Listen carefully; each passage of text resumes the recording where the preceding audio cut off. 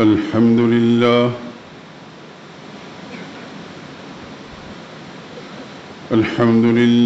وحده والصلاة والسلام على من لا نبي بعده ولا رسول بعده ولا معصوم بعده أما بعد فإن خير الحديث كتاب الله وخير الهدي هدي محمد صلى الله عليه وسلم وشر الأمور محدثاتها وكل محدثة بدعة وكل بدعة ضلالة وكل ضلالة في النار. أعوذ بالله من الشيطان الرجيم. بسم الله الرحمن الرحيم.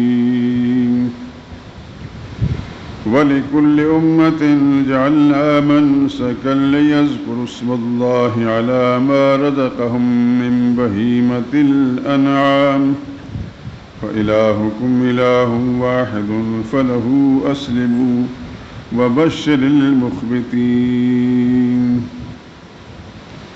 الذين إذا ذكر الله وجلت قلوبهم والصابرين على ما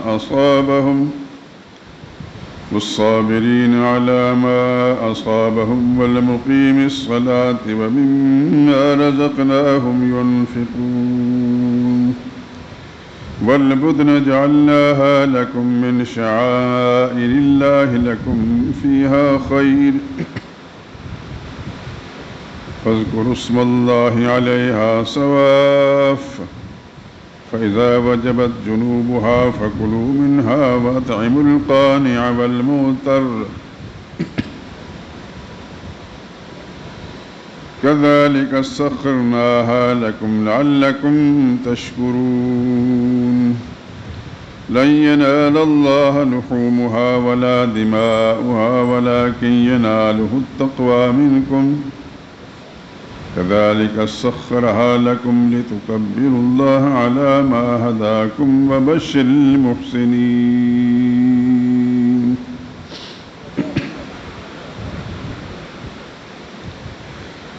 اور ہم نے ہر امت کے لیے قربانی کا طریقہ مقرر کر دیا ہے تاکہ جو مویشی چار پائے اللہ نے ان کو عطا کیے ہیں ان کے ذبح کرنے کے وقت ان پر اللہ کا نام لیں.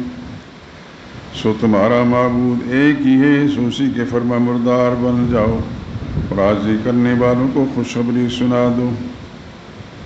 یہ وہ لوگ ہیں کہ جب اللہ کا نام لیا جاتا ہے تو ان کے دل ڈر جاتے ہیں اور جب ان پر مصیبت پڑتی ہے تو صبر کرتے ہیں اور نماز آداب کے ساتھ ادا کرتے ہیں اور جو مال ہم نے ان کو عطا کیا اس میں سے نیک کاموں میں خرچ کرتے ہیں.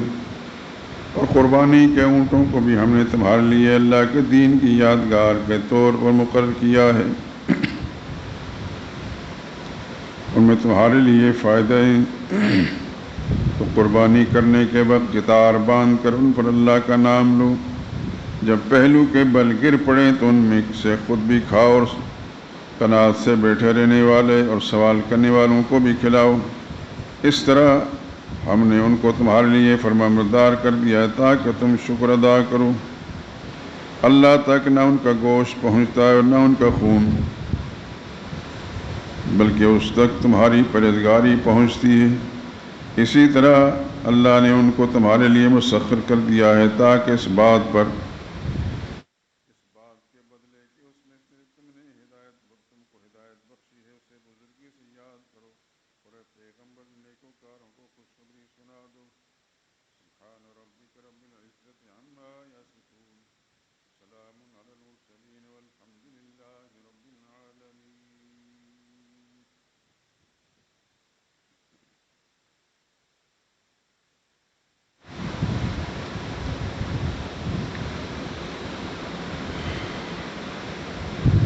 وعن عائشة رضي الله تعالى عنها أن رسول الله صلى الله عليه وسلم قال: ما عمل آدمي من عمل يوم النحر أحب إلى الله من إهراق الدم وإنه لتأتي يوم القيامة في فرشه بقرونها وأشعارها وأزلافها، وإن الدم ليقع من الله بمكان قبل أن يقع بالأرض وطيبوا بها نفسا. وعن زيد بن أرقم رضي الله تعالى عنه قال قال أصحاب رسول الله صلى الله عليه وسلم يا رسول الله ما ذهل ذاقي؟ قال سنة أبيكم إبراهيم صلوات الله عليه وسلامه. قالوا فما لنا فيها يا رسول الله؟ قال بكل شعرة من الصوف حسنة. قالوا فالصوف يا رسول الله؟ قال بكل شعرة من الصوف حسنة.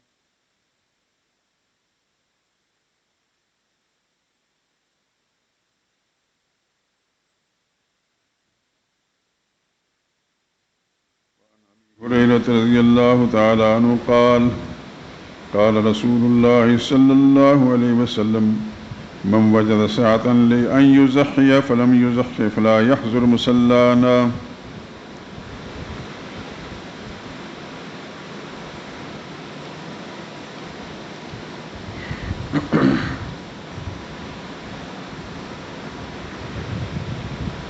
بزرگان محترم، برادران عزیز،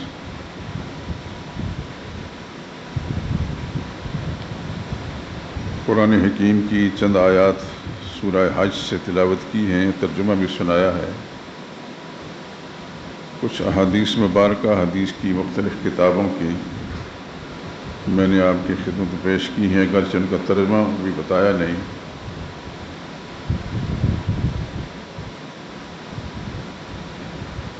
آیات کے ترجمے کے اندر لفظ قربانی بار بار آپ اس سماعت میں آیا ہے۔ معلوم ہوا کہ مضمون آج کا قربانی ہی سے متعلق ہے۔ اس سے پہلے بھی مختلف اوقات میں نشاندہی کر چکا ہوں کہ ایک موحد توحید پرست وہ اللہ کی توحید پر جب کاربند ہوتا ہے تو اس کے طریقے مختلف ہیں۔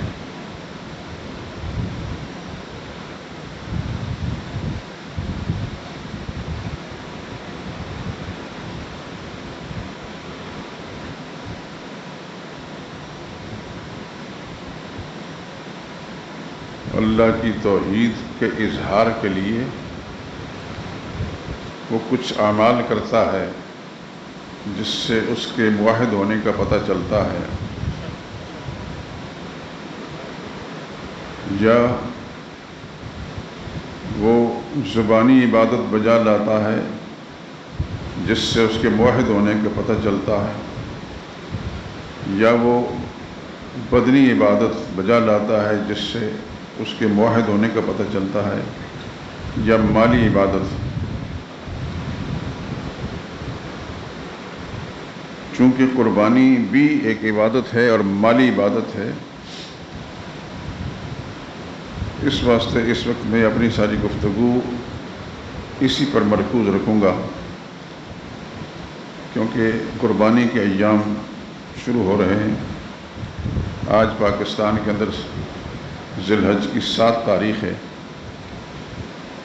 حرم کعبہ میں 8 تاریخ آج مسلمان سارے کے سارے حج کی نیت کر کے منا گئے ہوں گے، اور آج منا میں گزارنے کے بعد کل صبح سویرے انہوں نے عرفات جانا ہے اور وہاں خطبہ حج ہوگا، کل حج ادا کیا جائے گا، اور کل شام کو ہی وہاں سے نکل کر مزدلفہ چلے جائیں گے۔ رات مزدلفہ میں گزارنے کے بعد صبح سویرے وہاں سے پھر منا آئیں گے اور جمرات کی بررمی کرنے کے ساتھ پھر قربانی کریں گے۔ قربانیوں کے لیے مخصوص جگہ ہیں، ان پر پہنچ کر لوگ قربانیاں کرتے ہیں، جانور وہیں مل جاتے ہیں، اور قربانی کرنے کے بعد پھر وہ کل مکہ معظمہ پہنچ کر طواف زیارت کریں گے۔ حاجیوں کے لیے جو یہ دن ہوتا ہے بڑا مشقت والا ہوتا ہے، صبح سویرے وہ مزدلفہ سے مینا پہنچتے ہیں، مینا پہنچ کر جمرات پر رمی کرتے ہیں، کنکریاں مارتے ہیں، پھر قربان گاہ میں جا کر قربانی کرتے ہیں، پھر وہیں سے فارغ ہو کر سیدھے مکہ معظمہ جاتے ہیں، مکہ معظمہ جا کر طواف زیارت کرتے ہیں، پھر واپس آتے ہیں۔ یہ دن بڑا مشقت والا ہوتا ہے۔ اللہ تعالیٰ مجھے بھی اور آپ کو بھی بار بار وہاں کی حاضری نصیب کرے اور یہ سارے مناسک ادا کرنے کی توفیق دے اور اللہ قبول بھی فرما لے۔ ہمارے جو مسلمان بھائی اس وقت وہاں پہنچے ہیں، اللہ ان کی عبادت کو قبول فرما لے اور اس کے مبارک اثرات پوری دنیا میں ڈالے، اور مسلمانوں کے لیے خصوصاً اور مظلوم مسلمان جہاں جہاں بھی ہیں، فلسطین میں جیسے یہ کشمیر بھی یا دیگر ممالک کے اندر، اللہ پاک ان کے لیے آسانیوں کا معاملہ فرمائے۔ تو قربانی یہ تو بہت سارے مسلمانوں کو معلوم ہے، لیکن بہت کم جانتے ہیں کہ قربانی بھی ایک موحد انسان کی وہ عبادت جس کے اس کے موحد ہونے کا، توحیدی ہونے کا پتہ چلتا ہے۔ یہ بدنی عبادت ہے، مالی عبادت ہے، اس میں انسان اپنا مال جو اللہ نے دیا ہے اس کے ذریعے سے جانور خرید کر ذبح کرتا ہے، اس طرح اس کے موحد ہونے کا پتہ چلتا ہے۔ جس طرح حرمین شریفین جاتا ہے، مال خرچ کرتا ہے، وہاں جا کر پھر قربان گاہ میں جاتا ہے، وہاں اپنے مال سے جانور خرید کر ذبح کرتا ہے، تو یہ سارے جتنے اعمال ہیں یہ اس کے موحد ہونے اور اللہ تعالیٰ کی عبادت کے مختلف اقسام بجا لانے کے ہوتے ہیں۔ تو ایک موحد کی توحید کا پتہ یا تو اس کی زبانی عبادت سے پتہ چلتا ہے، مثلاً کوئی شخص تسبیحات پڑھتا ہے، سبحان اللہ، الحمدللہ، لا الہ الا اللہ، اللہ اکبر، لا حول ولا قوۃ الا باللہ، سبحان اللہ وبحمدہ، سبحان اللہ العظیم، یہ اللہ کی عبادت ہے جو زبان سے بجا لاتا ہے، اس کو زبانی عبادت کہا جاتا ہے۔ لیکن یہ موحد اپنے عقیدے کا اظہار کرتا ہے ان الفاظ کے ساتھ۔ مثال کے طور پر سبحان اللہ کہتا ہے تو اس کے معنی کہ اللہ پاک ہے۔ کس سے پاک ہے؟ شریکوں سے پاک ہے، اللہ کمزوریوں سے پاک ہے، خامیوں سے پاک ہے، عیوب سے پاک ہے، فطور سے پاک ہے، نقائص سے پاک ہے۔ الحمدللہ کہتا ہے تو ساری تعریفیں، ساری خوبیاں، سارے کمالات، ساری عظمتیں، ساری بڑائیاں اللہ ہی کے لیے مخصوص ہیں۔ اس طرح زبانی طور پر وہ اللہ کی توحید کا جو اظہار کر رہا ہوتا ہے، لا الہ الا اللہ کہتے وقت کہتے ہیں کہ اللہ کے سوا کوئی اور کارساز نہیں ہے، ساری مشکلیں حل کرنے والا، کام بنانے والا اللہ ہی ہے۔ اللہ اکبر کہہ کر زبانی طور کہتے ہیں اللہ سب سے بڑا ہے، اللہ سے بڑا کوئی بھی نہیں، نہ آسمان والے، نہ زمین والے، نہ اگلے نہ پچھلے، کوئی اللہ سے بڑا نہیں۔ ان الفاظ کے ساتھ ایک موحد انسان اللہ کی توحید کا اقرار کرتا ہے، اس کو زبانی عبادت کہتے ہیں۔ جیسے میں کئی دفعہ نشاندہی کر چکا ہوں کہ آپ التحیات میں بیٹھتے وقت سب سے پہلے التحیات للہ جو کہتے ہیں، اس کا معنی یہ ہے کہ زبانی باتیں اللہ ہی کے لیے ہیں۔ پھر ایک مسلمان نماز پڑھتا ہے، روزہ رکھتا ہے جس میں بدن استعمال ہو رہا ہے، یہ بدنی عبادت ہے۔ اعتکاف میں بیٹھتا ہے، یہ بدنی عبادت ہے۔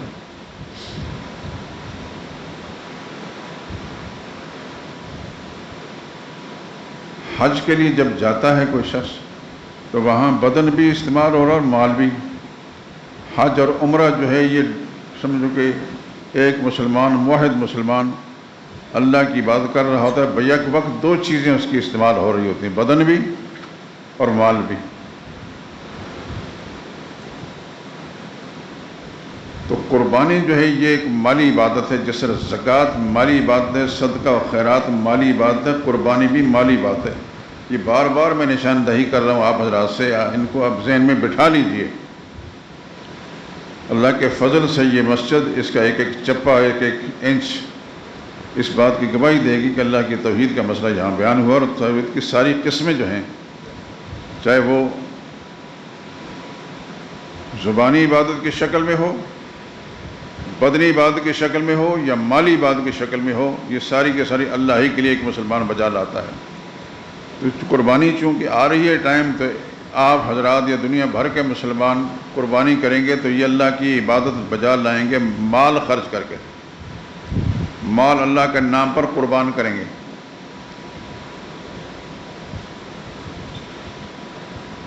جیسے کبھی میں نے ایک حدیث پڑھی ہے، حضرت زید بن ارقم ایک مشہور صحابی ہیں رضی اللہ تعالیٰ عنہ، نقل کرتے ہیں کہ رسول اللہ صلی اللہ علیہ وسلم کے صحابہ کرام نے حضور صلی اللہ علیہ وسلم سے دریافت کیا، ما حاضل اضاحی یا رسول اللہ، یہ قربانیاں کیا ہیں؟ تو رسول اللہ صلی اللہ علیہ وسلم نے ارشاد میں فرمایا، سنت ابیکم ابراہیم علیہ الصلوۃ والسلام، یہ قربانیاں تمہارے باپ ابراہیم علیہ السلام کی سنت ہے۔ اب یہاں تھوڑی سی توجہ آپ کی اس طرح مبذول کراتا ہوں کہ ابراہیم علیہ السلام نے جو قربانی کی تھی وہ کیا گائے کی قربانی کی تھی یا بکرے کی یا دمبے کی یا اونٹ کی؟ ابراہیم علیہ السلام کی جس قربانی کی ساتھ تشبیہ دی گئی وہ ابراہیم علیہ السلام کی قربانی تو بیٹے کی تھی، جیسے قرآن کریم کے اندر آتا ہے، یا بنی انی ارا فی المنام، میرے بیٹے میں اپنے خواب میں دیکھتا ہوں، انی اذبحک، میں آپ کو ذبح کر رہا ہوں، فانظر ماذا تری، تم دیکھو تمہاری کیا رائے۔ اللہ اکبر، اللہ اکبر، ابراہیم خلیل اللہ جیسا باپ ہو، سبحان اللہ، پھر اس کا بیٹا بھی تو اسی جیسا ہوگا۔ ایک لمحہ تامل کیے بغیر سیدنا اسماعیل علیہ السلام نے جان، یا ابت افعل ما تؤمر، ابا جان جو اللہ کا حکم آ رہا ہے کر گزریے، مجھ سے جو پوچھ رہے ہیں کہ میں مانوں گا یا نہیں مانوں گا، قبول کروں، ستجدنی ان شاء اللہ من الصابرین، اللہ نے چاہا تو مجھے صبر کرنے والوں میں سے پائے گی۔ اللہ اکبر، اللہ اکبر۔ تو ابراہیم علیہ السلام سے تو اللہ نے قربانی بیٹے کی مانگی تھی، صحابہ پوچھتے ہیں تو رسول اللہ فرماتے ہیں کہ تمہارے باپ ابراہیم کی سنت ہے۔ ہم جانور ذبح کرتے ہیں، بکرا دمبا بیل ذبح کرتے ہیں، تو حضور فرماتے ہیں تمہارے باپ ابراہیم کی سنت ہے۔ ابراہیم علیہ السلام سے تو اللہ نے بیٹے کی قربانی مانگی، اور بیٹے کی قربان کرنے کے لیے منا کے میدان کے لے جا کر لٹا کر چھری کھینچ لی انہوں نے۔ یہ الگ بات ہے کہ منشا الہی یہ تھا کہ ان کی گردن نہیں کٹوانی، اللہ بہتر جانتے ہیں۔ اگر اسماعیل علیہ السلام گردن کٹ جاتی تو شاید ہم میں سے بھی کسی نہ کسی کی گردن کٹی ہوتی، آج ہم یہاں نہ ہوتے۔ اللہ اکبر۔ دیکھو رسول اللہ صلی اللہ علیہ وسلم ہماری قربانیوں کو ابراہیم علیہ السلام قربانی کے ساتھ تشبیہ دے رہے ہیں، سنت ابیکم ابراہیم، ہمارے باپ ابراہیم کے، وہ بیٹے کو ذبح کر کے گلے پر چھری پھینچ رہے ہیں، ہم گائے یا بکرا دمبا لٹا کر اس کے گلے پر چھری پھینچتے ہیں، اس کی کیا مشابہت اس کے ساتھ؟ اصل قصہ یہ میرے دوستوں، علم الہی میں سب کچھ تھا، اللہ کو پتہ تھا کہ ابراہیم خلیل اللہ جیسا دل یہ بعد میں آنے والوں کا نہیں ہوگا۔ اللہ اکبر۔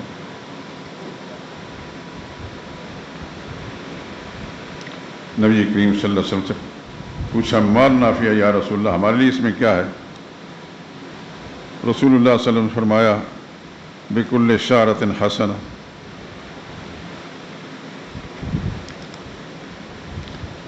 ہر بال کے بدلے میں نیکی ہے۔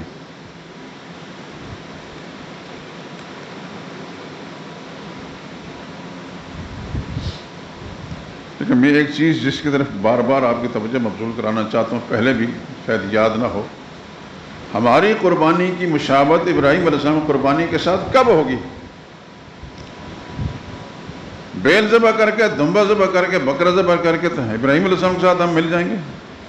انہوں نے تو بیٹا لٹایا تھا اور بیٹے سے کہا تھا کہ میں خواب میں دیکھ رہا ہوں، میں آپ کو ذبح کر رہا ہوں، اور یہ سن چکے ہیں آپ کے پیغمبر کا خواب اللہ کی وحی ہوتا ہے، اللہ کا حکم ہوتا ہے، اللہ نے کوئی حکم دیا کہ بیٹے کو ذبح کریں، اور پیغمبر نے اپنے بیٹے سے پوچھا کہ میں تمہیں ذبح کر رہا ہوں، تمہاری رائے کیا ہے؟ اندازہ تھا ابراہیم علیہ السلام کا بیٹا انکار نہیں کرے گا، لیکن بیٹے سے یہ اقرار لے کے اظہار کرا کے ان کے ثواب کو کئی 100 گنا زیادہ کر دیا۔ ابا جان کر گزریے جو کچھ ہے حکم ملتا ہے۔ یوں نہیں فرمایا کہ میں صبر کروں گا، فرمایا مجھے صبر کرنے والوں پائیں گے۔ قربان جائیں حضرت اسماعیل السلام پر کہ انہوں نے صرف اپنا نہیں کہا کہ دنیا میں بے شمار صبر کرنے والے ہیں، یا اللہ کے ابا جان مجھے آپ ان صبر کرنے والوں سے پائیں گے۔ فلما اسلما، قرآن کہتا ہے جب باپ بیٹا دونوں اللہ کے حکم کو ادا کرنے کے لیے تیار ہو گئے، وَتَلَّهُ لِلْجَبِينِ، اور بیٹے کو کروٹ کے بل لٹایا اور گلے پر چھری رکھی۔ اللہ اکبر۔ قرآن کریم کے اندر وہ مکالمہ موجود نہیں ہے۔ ابراہیم علیہ السلام بیٹے کے گلے پر چھری کھینچ رہے ہیں اور چھری کاٹ نہیں رہی، زور زور سے چھری کھینچ رہے ہیں اور چھری کو مخاطب کرتے ہیں کم وقت کاٹتے کیوں نہیں، اللہ کا حکم پورا کرنے میں تاخیر ہو رہی ہے۔ اللہ اکبر۔ قربان جائیں اس پیغمبر پر، قربان جائیں کروڑوں صلاۃ و سلام اس نبی پر، اس حوصلے پر۔ بیٹے کو ذبح کرنے کے لیے چھری کو مخاطب کرتے ہیں کاٹتی کیوں نہیں، دیر ہو رہی ہے اللہ کا حکم پورا کرنے میں۔ اللہ نے چھری کو قوت گویائی عطا فرمائی، میں تو کاٹنا چاہتی ہوں لیکن اللہ کہتے ہیں مت کاٹ، اور گردن کٹتی نہیں، میں آپ کی بات مانوں یا اللہ کی بات مانوں۔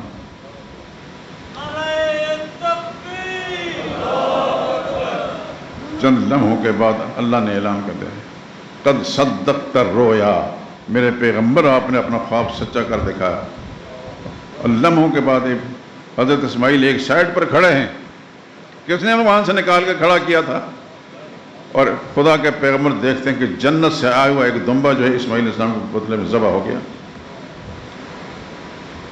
اگر وہ ذبح نہ ہوتا تو شاید ہماری گردن بھی کٹ چکی ہوتی، ہم بھی اس دنیا میں نہ ہوتے۔ اگر ہمارے باپ، ہمارے ماں باپ حوصلے والے ہوتے، پیغمبر کا طریقہ پر چلنے والے تو ہم نہ ہوتے، اور اگر نبی کی بات نہ مانتے تو ہم بھی مسلمان نہ ہوتے، وہ بھی کافر ہوتے۔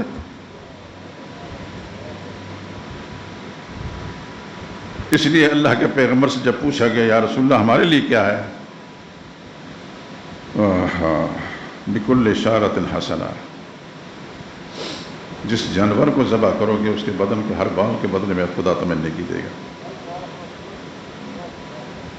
خدا سے دعا کریں کہ اللہ ہر مسلمان جو قربانی کرتا ہے اللہ اس کو صالح جذبہ عطا کرے کہ اس میں ریاکاری دکھلاوا نہ ہو، معاذ اللہ کی رضا کے لیے وہ قربانی کرے، اور اللہ کے نبی نے جو فرمایا کہ ہر بال کے بدلے میں اس کو نیکی ملے گی، اور نیکی حاصل ہو کر رہے اس کو۔ آپ جتنے لوگ بھی قربانی کرنے والے ہیں اللہ سب کو ایسی نعمت سے سرفراز کرے۔ صحابہ نے پوچھا یا رسول اللہ ہم صرف گائے بھینس اونٹ کا نہیں پوچھ رہے، بھیڑ دمبا بھی ہوتا ہے جس میں لاکھوں نہیں شاید کروڑوں کی تعداد میں بال ہوتے ہیں۔ اللہ کے نبی نے فرمایا اللہ کی قدرت کو اپنے پیمانوں سے مت ناپو، بِكُلِّ اشارۃ من الصوف حسنہ، اون کے ہر بال کے بدلے بھی خدا تعالیٰ نیکی دے گا، لیکن جذبہ صالح ہو، اندر کی کیفیت ٹھیک ہو۔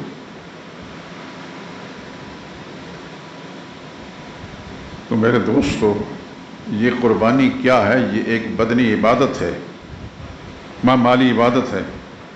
جزاک اللہ۔ مال جو اللہ نے دیا ہے اس پر خرچ کر کے اس کو اللہ کے نام پر قربان کر رہا ہے۔ تو عبادت کی تین قسمیں ہیں، زبانی عبادت، بدنی عبادت اور مالی عبادت۔ قربانی مالی عبادت ہے، جیسے زکوٰۃ مالی عبادت ہے، صدقہ و خیرات مالی عبادت ہے، قربانی مالی عبادت ہے جو ابھی آپ کرنے والے ہیں۔ لیکن اس کے اندر بھی اس بات کا بڑی شدت سے ہر مسلمان کو خیال رکھنا چاہیے کہ میرے عقیدے میں ٹٹولے تنہائیوں بیٹھ کر میرے عقیدے میں خرابی تو نہیں، کیا میں معاذ اللہ کی رضا کے لیے کام کر رہا ہوں یا رشتہ داروں کو، ملے داروں، واقعکاروں کو جو ہے دکھلاوا کر رہا ہوں کہ اس نے قربانی کی ہے؟ اپنے آپ سے پوچھے تنہائیوں میں بیٹھ کر کہ میرے اس قربانی والے عمل کا میرے اندر کی کیفیت کے ساتھ، خدا کے معاملات ساتھ کیا تعلق ہے؟ پہلے آپ کو ٹٹولے اچھی طرح، اور اخلاص کامل ہو تو پھر فائدہ بھی وہی ہوگا جو خدا نے کہ نبی نے بیان فرمایا۔ ہر بال کے بدلے میں نیکی ملے گی. اور موحد ہوگا.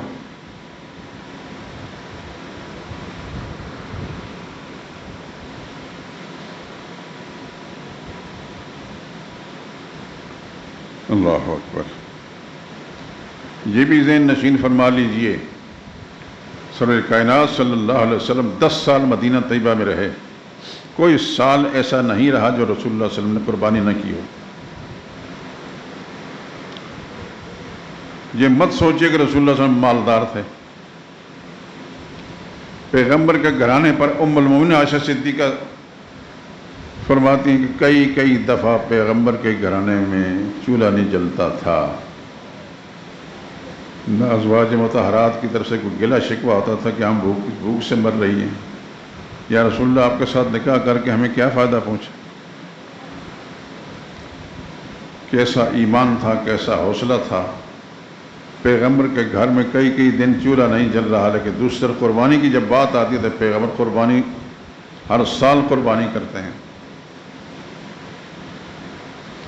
یہ مجھے اور آپ کو اور امت کو سبق دے دیا کہ قربانی ہر سال میں ہر حال میں کرنی ہے. اگر آپ کے پاس وسائل ہیں، آپ کا اپنا حال معلوم ہے یا خدا کو پتہ ہے.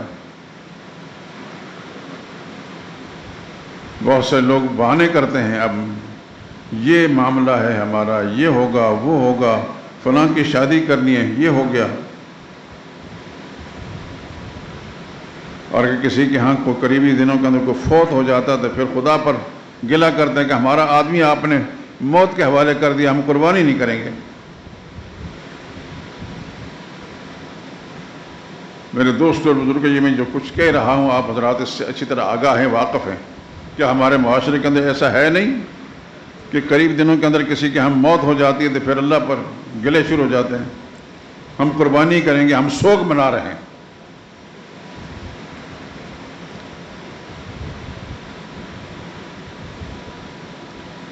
اللہ کی عبادت بجا لانے کے لیے سوگ کا کوئی مسئلہ بھی نہیں. عبادت چاہے بدنی ہو جیسے نماز روزہ ہے، جب مالی ہو زکوٰۃ قربانی ہے. عبادت ہر حال بجا لانی ہے. موت آنے والی ہے، ہر ایک پر موت آنے والی ہے، ہر ایک پر موت آئی ہے، آنے والی ہے، آئے گی. خدا پر گلہ کرنے سے موتیں نہیں رک جاتی. البتہ اگر موت کا بہانہ بنا کر قربانی نہیں کرتا، بڑا ہی بد نصیب انسان ہے، بڑا ہی بدبخت ہے. پھر پتہ نہیں آئندہ سال اس کو نصیب ہوگا یہ ایام قربانی کے یہ نہیں ہوں گے، اس کے پاس وسائل ہوں گے کہ نہیں ہوں گے.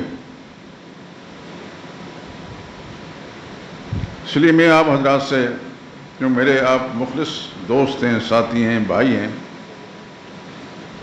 دل کھول کر بات کر رہا ہوں، محروم نہ رہیں. ضروری نہیں کہ آپ پورا بیل کریں، آپ بیل میں حصہ بھی ڈال سکتے ہیں. ضروری نہیں کہ آپ مہنگا بکرا یا دمبا کریں، چھوٹے جو حصے ہیں جانوروں کے وہ بھی ڈال سکتے ہیں. جذبہ آپ کا صالح ہوگا تو آپ 10 اونٹ کریں گے، اس سے بھی زیادہ اللہ تعالیٰ اس ایک حصے قبول کر دیں گے. مسئلہ ہے سارا نیت کا، اور وہ معاملہ خدا کے ساتھ ہے.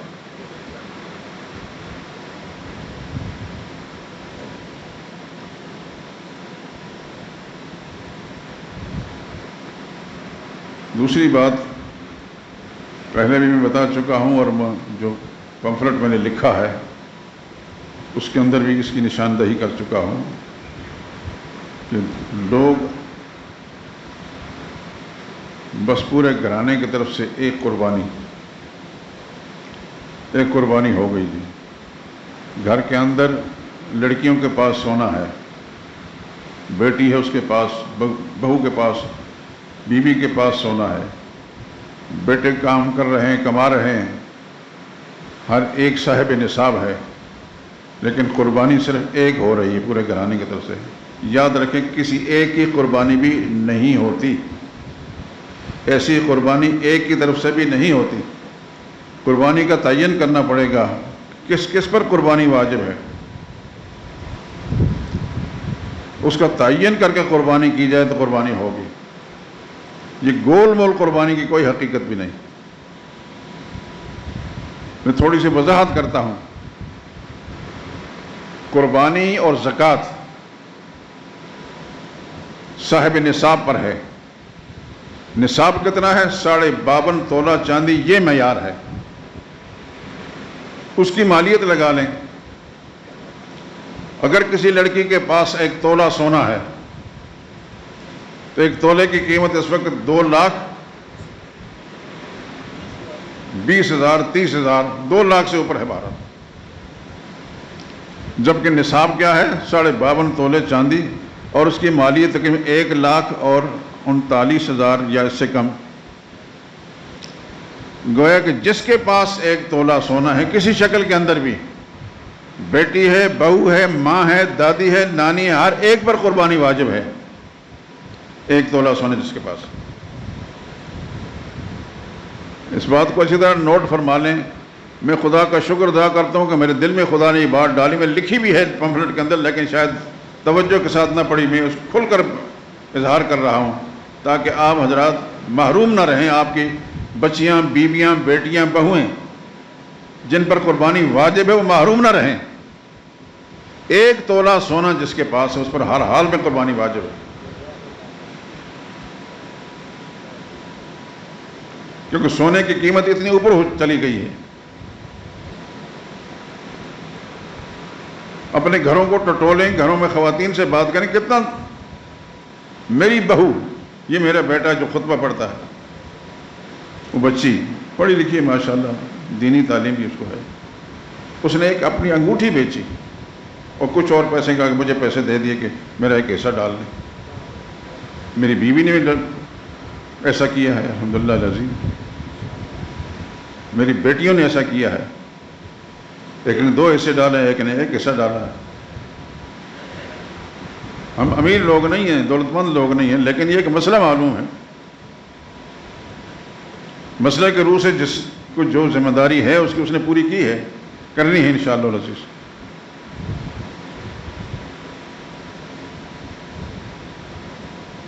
آپ حضرات اپنے گھر کے حالات کو بہتر جانتے ہیں. اپنی خواتین کے پاس کتنا سونا ہے، بیٹیوں کے پاس کتنا سونا ہے. بہت سارے لوگ ایسے ہوتے ہیں نا، بیٹیوں کو انہوں نے شادی کرنے کے لیے پہلے ہی سونا ان کے لیے خرید کر رکھا ہوتا ہے. اگر ان کی ملکیت میں ہے تو تب بھی ان پر قربانی واجب ہے. انہی کے لیے تو یہ سب کچھ ہوا ہے. بیوی کے پاس ہے سونا تو قربانی واجب ہے. دادی کے پاس سونا ہے تو قربانی واجب ہے. بہو کے پاس سونا ہے تو قربانی واجب ہے. قربانی گھر کی طرف سے نہیں، فرد کی طرف سے ہے. یہ پہلے بھی میں عرض کر چکا ہوں، میں نے پمفلٹ کے اندر لکھا بھی ہے، قربانی فرد پر ہے، گھر پر نہیں.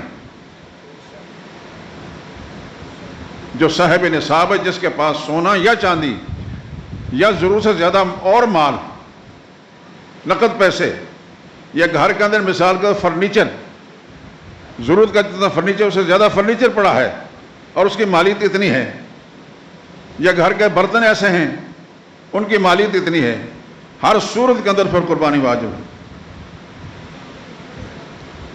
بات واضح کر رہا ہوں تاکہ آپ حضرات کو کسی قسم مغالطہ نہ لگے. اور میں اللہ کا شکر ادا کروں گا یقیناً کہ میں نے اتمام حجت کے لیے بات آپ حضرات تک پہنچا دی، اور آپ عمل کریں گے تو یقیناً اللہ تعالیٰ آپ سے راضی ہوں گے، اور میں اپنا فرض ادا کرنے کی بنا پر اللہ کے نزدیک بری ذمہ ہو جاؤں گا. یہ مسئلہ بیان کوئی نہیں کرتا، اور میرا خیال ہے آپ میری اس بات کی تردید نہیں کریں گے. اب 10 جگہوں کے اندر علماء کرام کے خطبات سن چکے ہیں. اس طرح کھل کر بیان کوئی نہیں کرتا.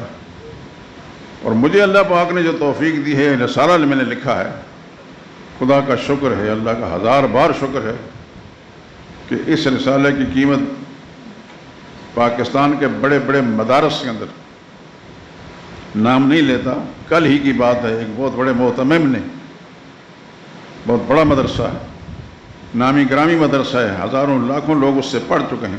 اس کے محتمم نے مجھے فون کر کہا، میں بیمار تھا، آج کے جمعے کے خطبے کے لیے اس نے اس پمفلٹ کے اس کی تصویر مجھے بھیجیں تاکہ میں رات کو مطالعہ کر کے کل اس کو بیان کرنا ہے۔ الحمدللہ العظیم ایسا ہوا۔ یہ خدا کا شکر ادا کرتا ہوں، میرا کمال نہیں، میرا رب کی مہربانی ہے کہ میری چھوٹی چھوٹی کاوشوں سے اللہ تعالیٰ بہت سارے اہل علم کو فائدہ پہنچا رہے ہیں، اور یہ میں سمجھتا ہوں کہ آپ پر بھی اللہ کی مہربانی ہے۔ آپ میرے بھائی ہیں، دوست ہیں، آپ کی دعائیں میرے ساتھ شامل حال ہوتی ہیں، تو اللہ تعالیٰ مجھے توفیق دیتے ہیں یہ کام کرنے کی، اور یہ کام ہو جاتا ہے اور بے شمار لوگوں کو فائدہ پہنچتا ہے۔ الحمدللہ یہ جو پمفلٹ ہے میرا، جو آپ حضرات نے دیکھ لیا، یہ پاکستان سے نکل کر برطانیہ سے لے کر ناروے تک پہنچا ہوا ہے۔ یہ خدا کا شکر ادا کرتا ہوں۔ میرے چھوٹے چھوٹے رسالے جو ہیں بظاہر تو چھوٹے ہیں، لیکن یہ کہ میں نے کوشش یہ کی ہے کہ جہاں جہاں بھی ممکن ہو سکے میں پہنچاتا ہوں۔ بڑی کتاب جو ہے وہ نہیں پہنچائی جا سکتی، اس پر خرچہ زیادہ ہوتا ہے۔ تو چھوٹے چھوٹے پمفلٹوں جس کے اندر پورا مسئلہ موجود ہے، جس مسئلے پر پورا مسئلہ موجود ہو، اس میں کسی قسم پیچیدگی نہ ہو، اس کو وافر مقدار میں چھاپ کر مفت تقسیم کرتے ہیں۔ یہ بھی خدا کی مہربانی۔ میرے ان دوست جو میرے ساتھ ایسے معاون ہیں، خدا ان کو جزائے خیر عطا فرمائے، اللہ ان کو برکتیں دے، وہ میرے ساتھ معاون اس معاملے میں۔ اور الحمدللہ العظیم پاکستان کے ہر صوبے میں، ہر ضلع کے اندر یہ پمفلٹ میرے جائے ہیں، ہر ضلع کے اندر، اور پاکستان سے باہر بھی۔ یہ جو کچھ میں اس وقت آپ حضرات کے سامنے خراشی کر رہا ہوں، یہ بات امریکہ تک جائے گی، اور امریکہ سے وہاں سے مجھے بہت سارے پیغامات آتے ہیں کہ فلاں بات آپ سے سنی تھی، فلاں بات سنی تھی۔ ہمارے ساتھی جو ہیں، کیا ہے بھائی،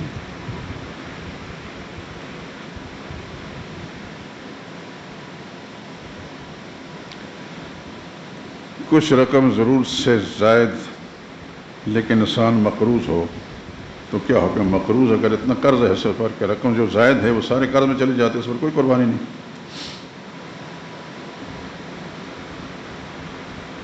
عرض کرنے کا مقصد یہ ہے کہ میں کھل کر آپ کے سامنے بیان کر رہا ہوں کہ خدا کی توفیق سے ہے، کمال نہیں، لیکن یہ بات دور دور تک پہنچتی ہے، وہاں لوگوں کو فائدہ پہنچتا ہے،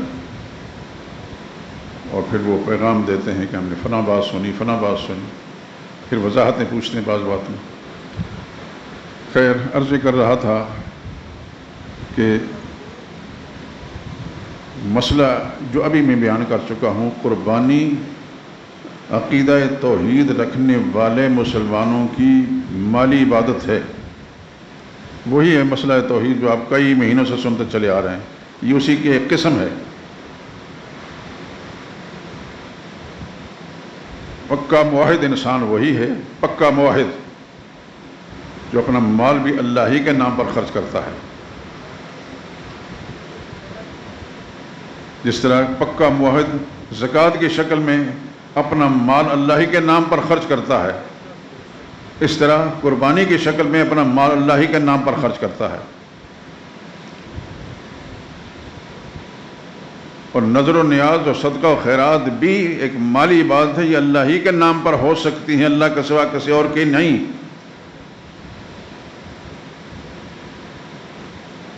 نیازیں صرف اللہ کے نام کی۔ توجہ اور دھیان سے میری بات کو سنیں، یہ آپ کے کان گواہی دیں گے میرے حق کے اندر۔ نظر اور نیاز عبادت ہے یہ اللہ ہی کے نام پر، صرف اللہ ہی کے نام پر دی جا سکتی، کسی انسان کے نام پر نہیں، کیونکہ عبادت کا حقدار کون ہے؟ صرف اللہ ہے، تو اللہ کی بات اللہ ہی کے لیے ہے، کوئی اور نہیں۔ انبیاء اکرام علیہ الصلوۃ والسلام بھی اللہ ہی کے نام کی نظریں اور نیازیں دیتے رہے اور لوگوں کو سکھاتے رہے۔ ہمارے آقا حضرت محمد مصطفیٰ صلی اللہ علیہ وسلم نے ایسا ہی کیا ہے۔ ہم امتی جو ہیں اس بات کے پابند ہیں کہ رسول اللہ صلی اللہ علیہ وسلم جو تعلیم دی ہے اس کے مطابق کام کریں۔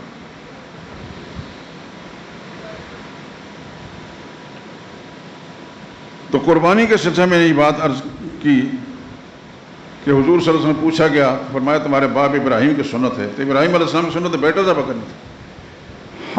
ہماری اس قربانی کے ابراہیم علیہ السلام کے ساتھ مشابہت تب مکمل ہوگی جب ہمارا جذبہ ایسا ہوگا کہ یہ محبوب مال، پیارا مال، یہ گائے کی شکل میں، بکری کی شکل میں، دمبے کی شکل میں، یا اللہ تو نے دیا تیرے نام پر خرچ، ضرورت پڑے گی یا اللہ ہم اپنے آپ کو بھی اپنے اولاد کو بھی تیرے نام پر قربان کریں گے، تب جا کر مشابہت پوری ہوتی ہے۔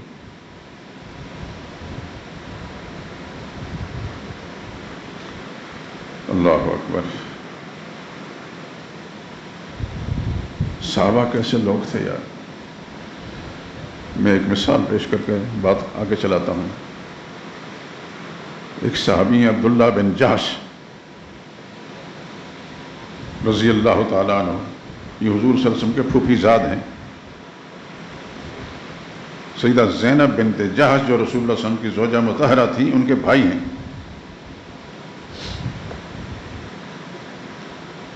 غزوہ احد کے موقع پر جب مسلمان غزوے میں جانے لگے تو انہوں نے ایک دوسرے صحابی سے فرمایا کہ میں دعا کرتا ہوں آپ آمین کہیں۔ دوسرے صحابی نے کہا کہ دعا کریں کہ میں مشرکین مجھے ملیں اور ان کے ساتھ ایسا کروں ایسا کروں ایسا کروں۔ انہوں نے آمین کہی۔ پھر انہوں نے فرمایا کہ میں اب دعا کرتا ہوں تم آمین کہو، مجھے مشرکین ملیں،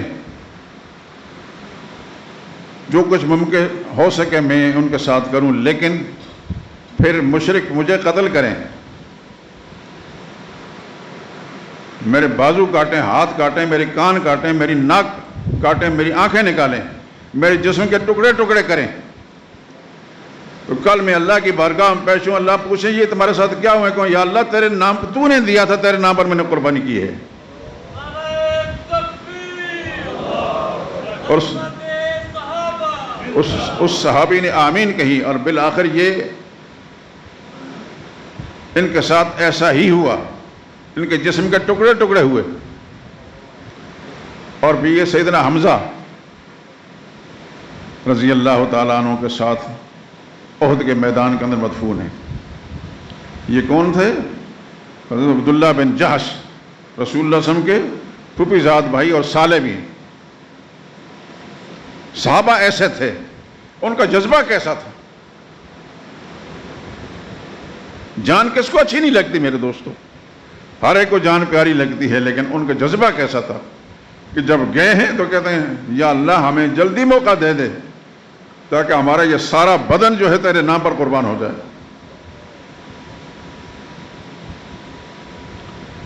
ایک مسلمان اس کا جذبہ ایسا ہی ہوتا ہے جس نے محمد رسول اللہ کا کلمہ پڑھا ہے، لیکن اگر وہ موقع نہیں تو مال تو خدا نے دیا ہے، تو مال تو ہر حال میں اللہ کے نام پر قربان کریں۔ میں سمجھتا ہوں کہ آپ حضرات کو بات کھول کر میں نے بیان کر دی ہے، اور یقیناً اللہ تعالیٰ آپ کو توفیق دیں گے، اور اللہ توفیق دیے رکھیں، اور جن مسلمانوں تک یہ ہماری آواز یہاں نہیں پہنچی وہاں کسی نہ کسی بہانے سے پہنچ جائے، اور اللہ تعالیٰ ان کو بھی توفیق عطا فرمائے۔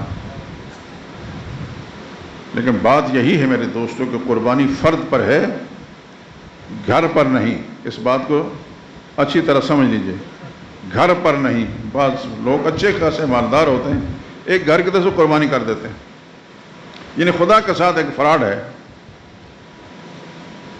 اللہ سب کچھ جانتے ہیں، اللہ کو سب معلوم ہے اس بندے کے اندر کی کیفیت کیا ہے، کر کیا رہا ہے۔ اللہ محتاج نہیں ہے، وہ مختار ہے۔ ہم محتاج ہیں، مخلوق محتاج ہے، اللہ مختار ہے۔ اللہ کے قانون کے مطابق، اللہ کے بھیجے ہوئے نبی کی تعلیم کے مطابق کام کریں گے تو وہاں شرف قبولی سے نوازا جائے گا، نہیں تمہارے منہ پر مارا جائے گا۔ خدا کو کیا مجبوری ہے؟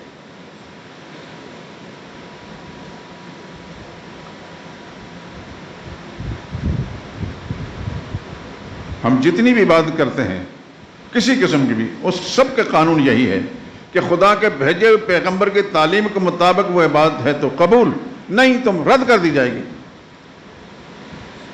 چاہے نماز ہو، چاہے زکوٰۃ ہو، چاہے قربانی ہو، اعتکاف ہو، طواف ہو، کچھ بھی ہو، نبی کے طریقے کے مطابق ہے تو قبول ہوگی، نہیں تو رد کر دی جائے گی۔ اس لیے میں آپ حضرات سے یز کر رہا ہوں آج 7 تاریخ ہے، کل 8 ہے، پرسوں 9 ہے، اور پیر کے دن 10 ہے۔ اس میں قربانی کریں گے آپ انشاءاللہ العزیز۔ 9 تاریخ سے فجر کی نماز سے تکبیرات بھی شروع ہو جائیں گے۔ اللہ اکبر، اللہ اکبر، لا الہ الا اللہ، واللہ اکبر، اللہ اکبر وللہ الحمد، کم از کم 1 مرتبہ پڑھنا لازمی ہے۔ ہر مسلمان جو نماز ادا کرتا ہے نماز کے ساتھ، ہر عورت جو مسلمان ہے وہ نماز کے ساتھ ادا کرے۔ مرد کے لیے ذرا اونچی آواز سے، عورت کے لیے زیادہ اونچی آواز نہیں، لیکن بہرحال آواز ہو۔ عورتوں نے زیادہ تر نماز گھر میں پڑھنی ہوتی ہیں، تو انہوں نے بھی تکبیرات تشریق پڑھنی ہے، اور یہ مسئلے میں گھروں میں جا کر خواتین کو بتا دیں۔ آپ کا فرض ادا ہو جائے گا، آپ اللہ کے ہم ماجور اجر پائیں گے، اور ان کو اس پر عمل کرنے کی اللہ توفیق دیں گے تو ان کو بھی ثواب ملے گا۔ یہ 9ویں تاریخ 9ویں ذی الحج کی فجر کی نماز سے لے کر 13ویں تاریخ کی عصر کی نماز تک ہے۔ 9، 10، 11، 12 اور 13، 9ویں کی فجر سے لے کر 13ویں تاریخ 13ویں ذی الحج کی عصر کی نماز تک ہے۔ کیا؟ تکبیرات تشریق، اللہ اکبر، اللہ اکبر، اللہ سب سے بڑا ہے، اللہ سب سے بڑا ہے، لا الہ الا اللہ، اللہ کے سوا کوئی اور الہ نہیں، حاجت روا اور مشکل کشا نہیں، صرف اللہ ہی حاجت روا مشکل کشا ہے۔ اللہ اکبر، اللہ سب سے بڑا ہے، وللہ الحمد، ساری خوبیاں، کمالات، عظمتیں، بڑائیاں اللہ ہی کے لیے۔ دیکھیے یہ ایک مسلمان کتنا خوش نصیب ہے، کوئی کام کرتا ہے تو تب اس کے اندر توحید کی جھلکی ہوتی ہے، زبان سے کچھ بولتا ہے تو تب اللہ کے توحید کا مضمون اس کے اندر ہوتا ہے۔ اللہ کی کبریائی کا اعلان کرتا ہے، اللہ اکبر، اللہ اکبر، اللہ سب سے بڑا ہے، اللہ سب سے بڑا ہے، لا الہ الا اللہ، اللہ کے سوا کوئی اور الہ نہیں۔ یہ وہی کلمے والا الہ ہے، اللہ کے سوا کوئی اور الہ نہیں، یعنی حاجت روا نہیں، مشکل کشا نہیں، سجدے کے لائق نہیں، رکوع کے لائق نہیں، طواف کے لائق نہیں، اعتکاف کے لائق نہیں، قربانی کے لائق نہیں، نظر و نیاز کے لائق نہیں۔ لفظ الہ جو ہے نا، جب کہتے ہیں نا لا الہ الا اللہ، اس کے اندر یہ سارا مضمون ہے جو میں بول رہا ہوں۔ اللہ کے سوا کوئی اور الہ نہیں، یعنی سجدے کے لائق نہیں، رکوع کے لائق نہیں، طواف کے لائق نہیں، اعتکاف کے لائق نہیں، قربانی کے لائق نہیں، نظر و نیاز کے لائق نہیں۔ کون لائق ہے؟ صرف اللہ ہی ہے۔ اللہ اکبر، اللہ سب سے بڑا ہے، وللہ الحمد، اور ساری تعریفیں، ساری خوبیاں، سارے کمالات، ساری بڑائیاں، ساری عظمتیں صرف اللہ ہی کے لیے ہیں۔ میں خوش بھی ہو رہا ہوں کہ میں ان کلمات مقدسہ کا ترجمہ آپ حضرات کو سنا رہا ہوں، اور آپ کو خوش ہونا چاہیے کہ آپ کو سچ سننے کا موقع مل رہا ہے۔ یہ کلمات ضرور آپ نے پڑھے ہوں گے، یاد بھی ہوں گے، لیکن اس طرح کھل کر اس کا ترجمہ نہ کسی نے لکھا ہے، نہ کسی نے بیان کیا۔ میں خوش اس لیے ہو رہا ہوں کہ خدا مجھے توفیق دے رہا ہے، اور آپ حضرات سن رہے ہیں، اور آپ یقیناً اللہ کی توفیق سے عمل کریں گے، لیکن آپ کے وجود کے ساتھ ساتھ مسجد کے در و دیوار جو ہے یہ بھی سن رہے ہیں، یہ بھی میرے حق میں گواہی دیں گے انشاءاللہ العزیز۔ تو آپ حضرات سے یہ گزارش ہے کہ آنے والے وقت میں سب سے بڑی نیکی جو ہے وہ قربانی ہے۔ اگر کسی کو اللہ نے پہاڑوں جیسا مال دیا، پہاڑ، اور وہ 10ویں تاریخ کو یعنی قربانی والا دن، یا 11ویں 12ویں جو قربانی کے دن ہیں، ان کے اندر وہ پہاڑوں جیسا مال خرچ کرتا ہے لیکن قربانی نہیں کرتا، اس کی کوئی قیمت بھی نہیں ہے جتنے کہ ایک آدمی ایک حصہ قربانی کا ڈال لیتا ہے، اس کی جو قیمت ہے۔ یہ بھی ذہن نشین فرما لیں، اس دن اس سے بڑی نیکی کوئی بھی نہیں۔ قربانی والے دن جتنی بڑی نیکی قربانی والا عمل ہے، اس دن کوئی بڑی سی بڑی نیکی بھی اس کے مقابلے میں نہیں۔ اس لیے محروم نہ رہیں، خدا توفیق دے آپ حضرات کو، اللہ توفیق دیے رکھے، اور آپ کے جذبات کو بھی صالح بنائے، اور اس کے اندر کوئی خامی کمی نہ ہو، آپ کے نیتوں میں کسی قسم فطور نہ ہو۔ اللہ سے دعا گو ہوں کہ خدا بند آپ کے عقیدوں کو درست رکھے۔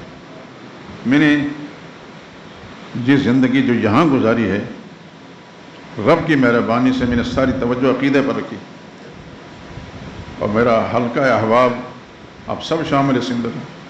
جس کو میری بات سمجھ میں آئی ہے وہ عقیدے کے ساتھ کوئی سمجھوتا کرنے کے لیے تیار نہیں۔ عقیدہ کیا ہوتا ہے؟ ابھی میں نے ایک مثال دی ایک صحابی کی، سیدنا حمزہ رضی اللہ تعالیٰ عنہ رسول اللہ صلی اللہ علیہ وسلم کے چچا تھے، ان کے جسم کے ٹکڑے ٹکڑے کیے گئے۔ اللہ اکبر۔ ایک حدیث میں آتا ہے، ایک دفعہ رسول اللہ صلی اللہ علیہ وسلم ایک جگہ تشریف فرما تھے،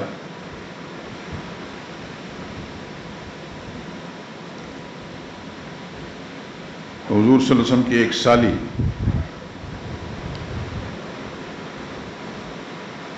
جو اس سے پہلے حضرت جعفر طیار کی بیوی تھی، ان کی شہادت کے بعد پھر سیدنا ابوبکر صدیق نے نکاح کیا، ان کی وفات کے بعد پھر سیدنا علی نے نکاح کیا۔ یہ بات ذہن نشین فرما لیں، پہلے جعفر طیار کی بیوی تھی، جب ان کی شہادت ہو گئی پھر ابوبکر صدیق نے ان کے ساتھ نکاح کیا، جب ان کی وفات ہوگی پھر حضرت علی رضی اللہ تعالیٰ عنہ نے نکاح کیا۔ تو رسول اللہ صلی اللہ علیہ وسلم کی سالی بھی تھی کہ ان کی ایک ہمشیرہ رسول اللہ صلی اللہ علیہ وسلم کے نکاح میں تھی۔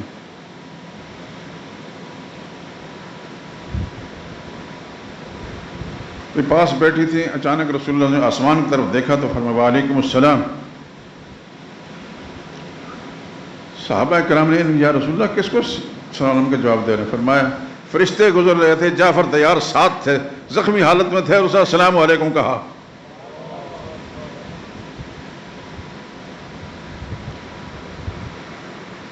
آپ سے ایک درخواست ہے، میرے لیے دعا کریں۔ میں نے ایک مضمون لکھا ہے، مسودہ سارا موجود ہے، لیکن اس کو ترتیب نہیں دے سکا کیونکہ دوسرا کام میں کر رہا ہوں۔ اس سے فرصت ملے تو میں اس ترتیب دے دوں گا۔ ہمارے ایک نمازی دوست ہیں، شاید ہو سکے یہاں، ہر روز آ کر مجھ سے مطالبہ کرتے ہیں، کہتے ہیں یاد دہانی کرانے آئے ہوں۔ رسول اللہ کے خاندان کا جو تذکرہ میں نے پچھلے سارا سال کیا تھا، اس کا مسودہ میں نے تیار کیا ہے، لیکن ترتیب پوری نہیں کیونکہ اور کاموں میں لگا ہوا۔ تو مجھے کہتے ہیں آپ کو یاد دہانی کرانے کے میں آتا ہوں۔ میں نے کہا آپ کی یاد دہانی کا شکریہ، میرے ذہن کے اندر یہ موجود ہے کہ مجھے اللہ تعالیٰ اس وقت تک زندہ رکھے کہ جب یہ کام میں کر جاؤں۔ تو اس کے اندر یہی چیز جو میں ابھی سنا رہا ہوں، حضرت جعفر طیار جو رسول اللہ خاندان کا ایک فرد ہے، ان کی شہادت واقع ہو گئی تو فرشتوں کے ساتھ جا رہے تھے، تو حضور صلی اللہ علیہ وسلم آسمان کی طرف دیکھ کے وعلیکم السلام فرمایا۔ پوچھا یا رسول اللہ کس کو سلام کا جواب دے؟ فرمایا جعفر طیار جو ہے السلام علیکم کہہ رہے تھے، فرشتوں کے ساتھ جا رہے تھے۔ تو سیدنا حمزہ رضی اللہ تعالیٰ عنہ کے ساتھ بھی یہی کچھ ہوا، حضور صلی اللہ علیہ وسلم چچا تھے۔ یہ وہ چچا ہیں جن کو شیر خدا کہا جاتا ہے۔ کون سا؟ میری بات کی تائید کریں گے آپ؟ میں نہیں کہتا، محمد مصطفیٰ اسد اللہ و اسد رسول ہی، حضور کا حدیث کے اندر کہتا ہے اسد اللہ، یہ اللہ کا شعر ہے، اللہ کا رسول کا شعر ہے۔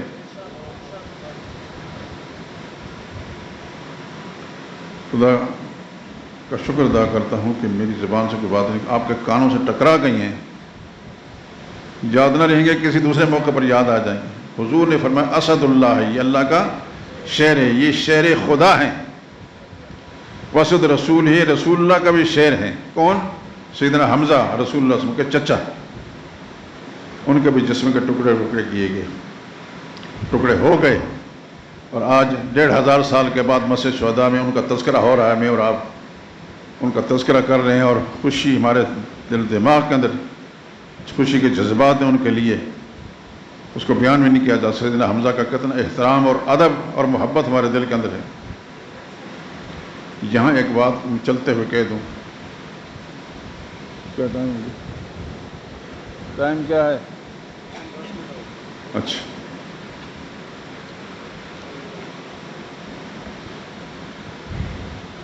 سیدنا حمزہ رضی اللہ تعالیٰ عنہ شہید ہوئے غزوہ احد کے اندر۔ مشرکین نے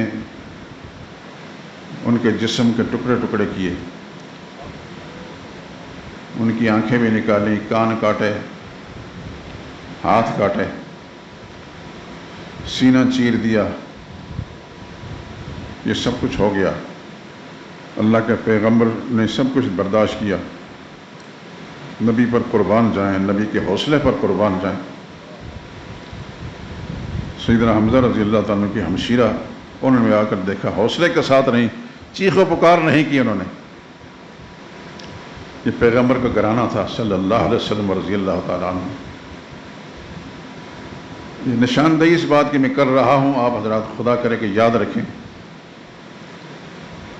ہمارے ہاں ایک بدترین طبقہ ہے، بدبخت ترین طبقہ، آپ کہیں گے بدبخت ترین طبقہ، انہوں نے سیدنا حمزہ رضی اللہ تعالیٰ عنہ کے ساتھ یہ جو سلوک ہے، اس سلوک کا ذمہ دار حضور صلی اللہ علیہ وسلم کی ساس کو قرار دیا۔ میری بات سمجھ میں آ رہی ہے کہ نہیں آ رہی؟